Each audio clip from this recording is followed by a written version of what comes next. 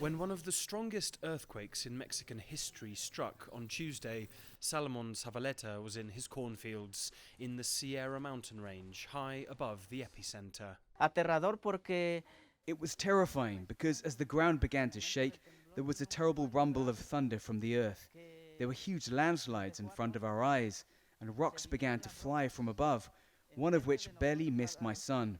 When we arrived in the village, we heard many screams from women, men, and children who couldn't believe what was happening. que pues no podían creer lo que estaba pasando. While he's grateful to be alive, one neighbour lost his life during the ensuing landslides.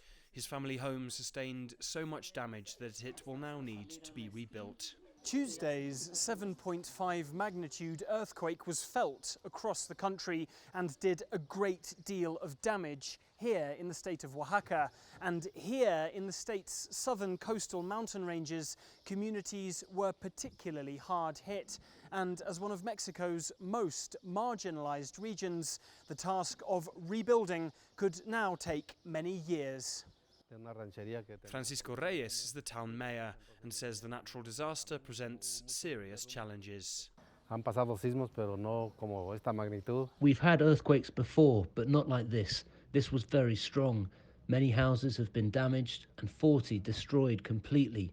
Our school has collapsed and our famous church, which was known as the Cathedral of the Sierra, is ruined. And our town's medical clinic has been destroyed. Everything has come to an end.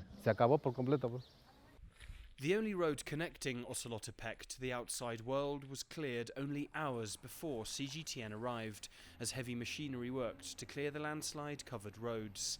However, 8 other towns, home to more than 2,000 people, located even deeper into these forested mountains, are still cut off from the outside world.